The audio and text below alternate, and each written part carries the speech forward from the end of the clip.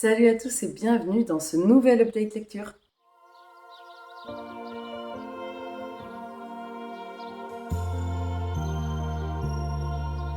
Aujourd'hui, j'ai pas mal de lectures à vous présenter puisque je vais essayer de vous les présenter dans le bon sens, mais en fait, ils ne sont pas tous, donc ça ne sera pas forcément possible. Puisque j'ai pas mal de lectures graphiques, j'ai 4 lectures graphiques et 3 romans à vous présenter. D'abord, je vais vous présenter une suite de sagas. J'ai lu le 4e tome de La Petite Faiseuse de Livres de Miyakazuki Suzuka et Yoshina chez Shonen Edition, toujours avec ces couvertures si mignons où on voit la petite Main et son ami Lutz. Le parcours de Main c'est toujours la même chose. C'est cette petite fille qui essaye, cette dame dans le corps de la petite fille Main, qui essaye de tout faire pour pouvoir fabriquer du papier dans ce monde. Là, dans ce tome-ci, on en apprend un petit peu plus sur comment ça se passe au niveau des différents corps de métier qu'il peut y avoir dans cette ville, comment ça se passe au niveau, pas politique, mais au niveau du fonctionnement et au niveau hiérarchique, en fait, par quelle voie Main doit passer pour pouvoir atteindre son objectif, sachant que ce n'est pas aussi simple que je décide de faire tel métier et je fais tel métier, en fait. On est dans une construction qui ressemble assez à quelque chose d'assez médiéval, avec des sortes de castes. Donc, pour sortir de sa catégorie, de sa caste, en fait, c'est un petit peu complexe. Et Main va essayer de casser un petit peu tout ça pour atteindre son objectif. C'est une saga que j'aime énormément et que je lis vraiment avec parcimonie. Si vous voyez quelque chose bouger, c'est normal, je suis accompagnée aujourd'hui. Les 3 graphiques que je vais vous présenter, ce sont des livres que j'ai pris à la bibliothèque. J'en ai profité pour refaire le plein de graphiques parce que j'y suis retournée. Je me suis dit que les romans, j'en lis peut-être moins en bibli. Il y en a plein qui me tentent, mais j'en ai déjà tellement en lecture commune de prévu que j'axe plutôt sur les graphiques. J'ai lu le premier tome des sœurs Grémillet de Di Gregorio et Barbucci, Le rêve de Sarah. J'avais été attirée vraiment par cette couverture et par les dessins. Je vous ferai des inserts dessins à la suite de ce que je suis en train de dire. On va suivre ici le destin de 3 sœurs qui vivent avec leur mère. Leur mère est seule avec les 3. Et en fait, la fille aînée fait des rêves un peu étranges dans lesquels elle voit une méduse. Et elle sent que cette méduse essaye de lui dire des choses, mais elle n'arrive jamais à comprendre exactement quoi. Et en fait, on va apprendre un peu plus sur la jeune fille, sur cette fratrie.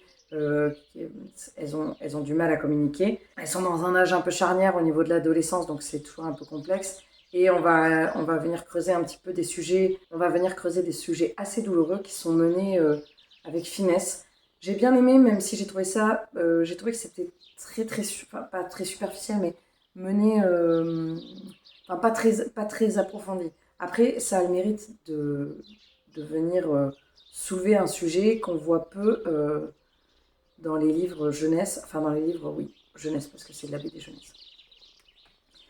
Je ne suis pas sûre de continuer cette saga parce que même si j'ai aimé les dessins, j'ai pas particulièrement accroché avec eux.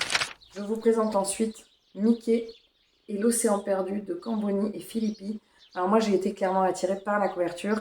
Quand j'ai ouvert la bande dessinée, je suis tombée sur des planches évidemment et j'ai trouvé les décors absolument splendides. J'ai pas un attachement particulier à Mickey, qui est un personnage que je n'apprécie pas guère, mais les dessins étaient tellement beaux qu'en fait j'ai eu envie de découvrir cette BD qui était au rayon jeunesse. Et en fait, après lecture, j'ai trouvé qu'elle s'adressait à un public plus grand. On est sur du vocabulaire quand même pas mal recherché. Ici, Mickey, on est dans une espèce de monde un peu steampunk où il va mener des expéditions avec Dingo et avec Minnie. Évidemment, ils sont toujours contre ce cher patibulaire. Et on va en apprendre un petit peu plus sur ce monde un peu sous-marin dans lequel Minnie, Mickey et Dingo et Pat font des recherches. Il y a du retournement de situation, mais surtout, ce qui est hyper intéressant, c'est que vraiment, c'est mené au niveau du vocabulaire, c'est vraiment très travaillé. Quitte à être trop travaillé par moments, je ne savais pas trop si ça s'adressait à du jeunesse ou si ça s'adressait à du young adulte en fait. L'histoire est quand même un peu complexe et je pense que pour les plus petits, ça risque d'être un peu compliqué. Mais en tout cas, ce qui est sûr, c'est que l'album est absolument superbe. Et c'est chez Glénat, pardon, j'ai pas précisé. Et tout à l'heure, la BD, c'était chez Dupuis. Mais en tout cas, ce qui est sûr, c'est que rien que pour les dessins, cette BD vaut le coup. C'est pas le genre de BD que j'achèterais. Je viens de voir qu'elle était qu'à 15 euros, ce qui, je trouve, est un prix assez raisonnable pour un ouvrage de cette qualité au niveau du traitement du dessin et tout ça et du texte.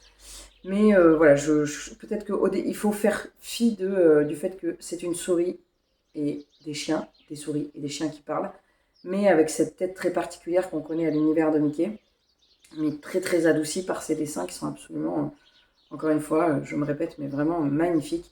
Je vous mettrai des inserts, évidemment, vous avez dû voir des inserts pendant que je parlais. J'ai fait ensuite un ouvrage qui m'avait attiré par sa couverture et j'avais ouvert un tout petit peu.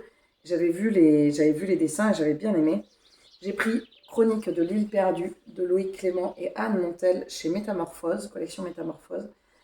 Et là, ça a été une énorme surprise cette BD parce que c'est magnifique, tant au niveau du texte qu'au niveau des dessins. Je pense qu'au niveau de la peinture, on est sur des aquarelles. C'est d'une finesse incroyable.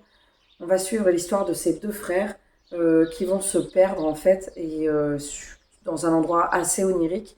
Et chacun va faire une rencontre qui va les amener à essayer de savoir, enfin qui va les faire se rencontrer et avec lesquels ils vont en apprendre plus sur eux-mêmes en fait. Pourquoi ils sont là. On est vraiment sur beaucoup de métaphores, il y a beaucoup d'images. Ça parle de. Chaque dessin représente autre chose, pas tous, mais quasiment. Et ça parle de fraternité, ça parle de violence familiale aussi, ça parle de plein de choses, mais avec énormément de délicatesse. C'est très très poétique, c'est très beau. J'ai énormément aimé le texte, j'ai énormément aimé les dessins. Ça a été vraiment la grosse surprise. Je l'ai lu à un moment en plus en plein milieu de la nuit, parce que j'ai fait une insomnie. Et peut-être que ça s'y prêtait, mais en tout cas c'était très beau. Il y avait quelque chose de très poignant dans l'histoire de ces deux. Bah là, ce sont des chats, mais c'est pas dérangeant. C'est de l'histoire de ces deux petits chats, ces deux petits frères qui se déchirent au milieu d'une famille qui elle-même se déchire. C'était vraiment très très beau. Je vous encourage à aller voir cet ouvrage si vous le trouvez en bibliothèque ou là, il n'y a pas marqué le prix, mais en tout cas c'est vraiment très beau. Je ne sais pas qui a fait quoi, si c'est Anne Montel ou Loïc Clément qui a fait les dessins. En tout cas, ce qui est sûr, c'est que je pense que je vais noter les deux noms, que je vais aller faire des recherches pour trouver d'autres ouvrages, parce que là, il y a vraiment une grande qualité, tant au niveau du dessin qu'au niveau du texte. Là, encore une fois, je vous aurais montré des inserts très certainement, mais ça a été, je pense que c'est limite un coup de cœur graphique, cette BD. J'espère que ma voix, c'est pas trop catastrophique. J'ai la voix complètement cassée. Normalement, je pense que j'aurais coupé les éternuements, les mouchages et les tous de la vidéo. Et je suis vraiment sincèrement désolée, j'espère que c'est pas trop compliqué. J'espère que vous entendez pas, enfin ça c'est pas dérangeant, en toile de fond, Spooky qui est en train de ronronner à fond les ballons. Elle est trop contente d'être là. Moi aussi je suis trop contente qu'elle soit là. J'ai lu ensuite Grand Passage de Stéphanie Leclerc chez Syros, que j'avais repéré chez Sèvres, il est bien ce livre. J'avais très envie de le lire. Une personne, un préado de ma famille m'avait conseillé, je l'ai trouvé chez lui, enfin je l'ai vu chez lui et il m'a conseillé de le lire. C'est un ouvrage très surprenant et c'est un ouvrage très surprenant young adulte en fait. On va suivre ici l'histoire de Loris, un jeune garçon qui vit avec sa mère. Son père, on ne sait pas où est-ce qu'il est, on n'en parle pas trop. J'ai été interrompue, donc Loris vit son adolescence bon an mal an avec sa mère, avec qui il a une complicité, une grande complicité. Sa mère, elle l'a élevé seule et elle a vraiment, enfin, ils ont un attachement très fort l'un à l'autre. Et jusqu'au jour, non. En fait, Loris, depuis qu'il est petit, il voit les cadavres d'animaux. Il a mis du temps à comprendre que c'était des cadavres, il ne savait pas trop.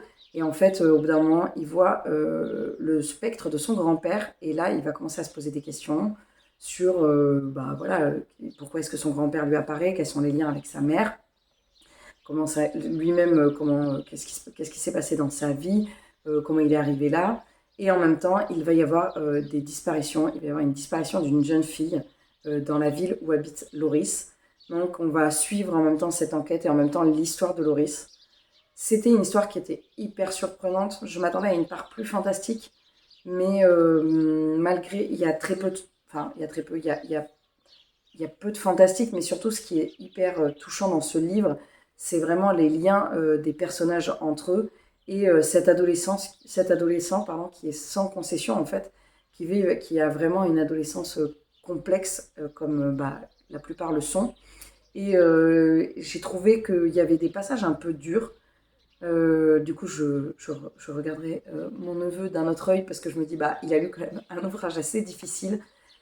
C'est bien écrit, c'est très très bien écrit, c'est très fin.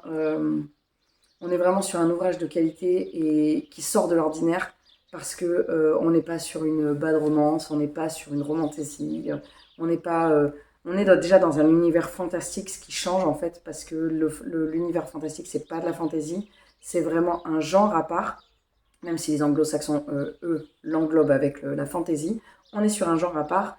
Et là, venir le tenter chez les young adultes et en plus avec un côté quand même sacrément thriller assez noir, j'ai trouvé que c'était assez culotté en fait et j'ai beaucoup aimé l'écriture de Stéphanie Leclerc et j'ai beaucoup aimé découvrir cette maison d'édition que je ne connaissais pas du tout. Ils ont été très réactifs sur Instagram, c'était rigolo.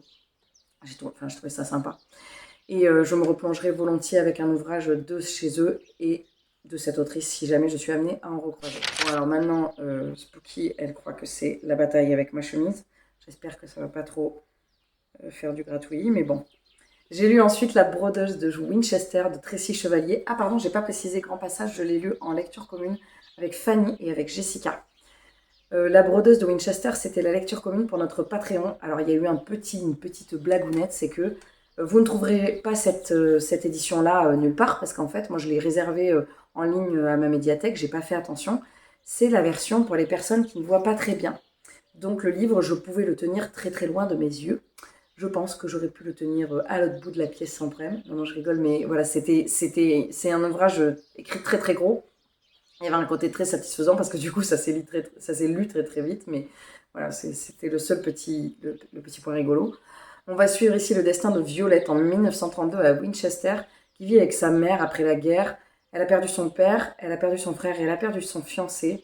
Et elle vit avec cette mère qui vit son deuil de manière très particulière et qui rejette beaucoup de choses sur Violette.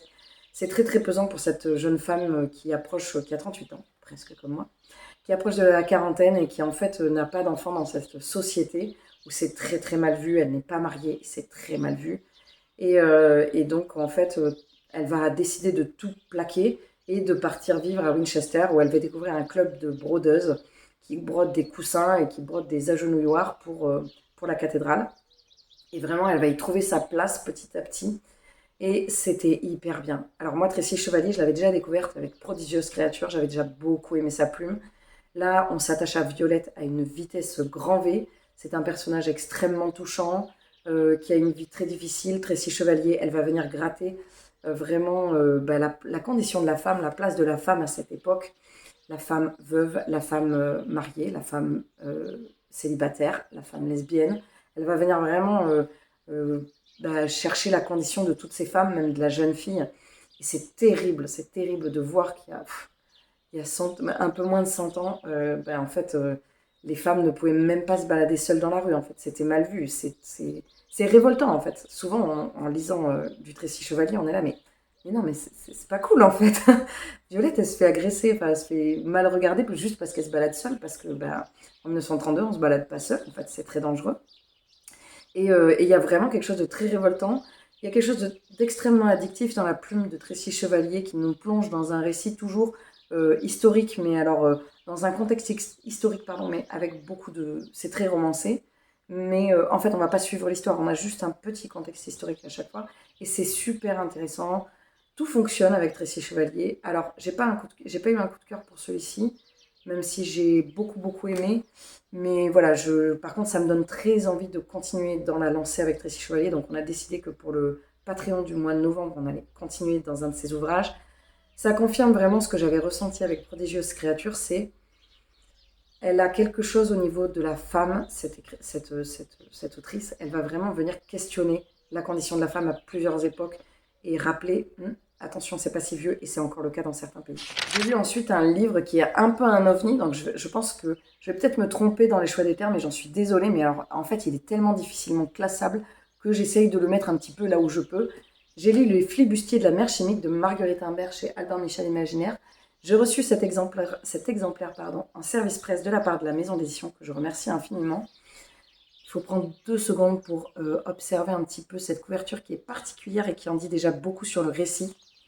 On va suivre ici 2 personnages. Ismaël, qui est un homme d'un certain âge, qui est repêché par un sous-marin de flibustiers et qui va devoir vivre auprès de ces flibustiers. Et on va en savoir un petit peu plus sur Ismaël. Il est naturaliste, qu'est-ce qu'il fait là, pourquoi il est là et qui sont les flibustiers. Et d'un autre côté, on va suivre Alba, une jeune graffeuse qui vit seule dans sa grotte. Une graffeuse, c'est une personne qui a énormément de connaissances, qui a un grand savoir.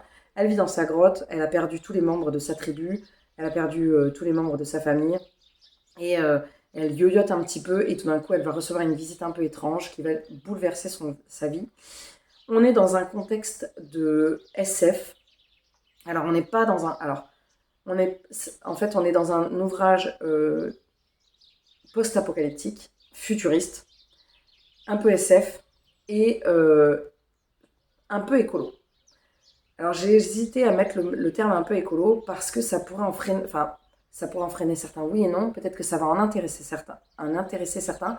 Moi je sais que ça pourrait me freiner par exemple parce que j'aime pas les ouvrages où on va essayer de me faire un peu la morale, ce qui n'est pas du tout le cas dans cette lecture, puisqu'on n'est pas du tout sur bobo, les êtres humains, vous êtes méchants, vous avez fait du mal. En fait, les humains ont détruit la planète ou pas. Il s'est passé en tout cas une destruction de la planète par les humains, par un autre biais, on ne sait pas trop. Mais en tout cas, ce qui est sûr, c'est que la planète est dans un état ravagé, c'est catastrophique, on peut quasiment plus y respirer. L'eau, elle est dans un état catastrophique, hein, c'est la mer chimique, il y a des déchets partout. Mais c'est pas ça qui est omniprésent en fait. Ce qui est très très très très présent, c'est vraiment le destin d'Ismaël et d'Alba. Et en fait, ça ressemble limite à un récit de fantasy, c'est-à-dire qu'on est plongé dans un monde à part entière. En fait, on pourrait être sur la Terre, mais comme on pourrait ne pas être sur la Terre. Et vraiment, moi, c'est ça que j'ai aimé, c'est ce côté très déstabilisant. J'y suis pas. On finit par le comprendre, mais n'empêche que c'était super chouette d'avoir ce truc, cette espèce d'ambiguïté, qui finalement ne nous déstabilise pas tant que ça, parce que c'est vraiment le destin de ces deux personnages qui va nous importer. Et les personnages sont super attachants. Bon, moi j'ai beaucoup aimé le personnage d'Ismaël, mais j'ai adoré le personnage d'Alba. Ça a été vraiment le déclic en fait. Au début, on suit Ismaël, j'ai un peu ramé dans ma lecture et je le faisais en lecture commune avec Claire Diomi. Et à un moment donné, Claire avait avancé, elle l'a lu très vite. Et quand je lui ai dit j'aime bien le personnage d'Alba, elle m'a dit vas-y continue parce que en fait on les alterne, donc tu vas la voir souvent.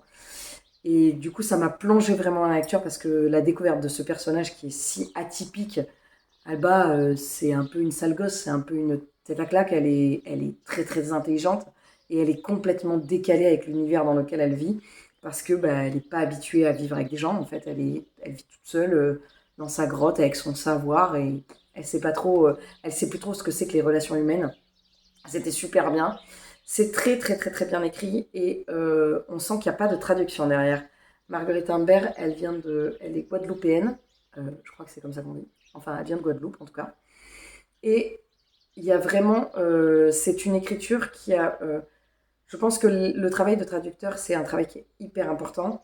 On le voit, on le voit sur des ouvrages comme Brandon Sanderson avec la traduction de Mélanie Fazi, ou il y a d'autres, bien évidemment, il y a plein de traducteurs qui sont très importants, mais il y a des ouvrages, je pense, qui pourraient peut-être, enfin, pas perdre la traduction, mais qui pourraient être complexes, en tout cas, ça c'est sûr.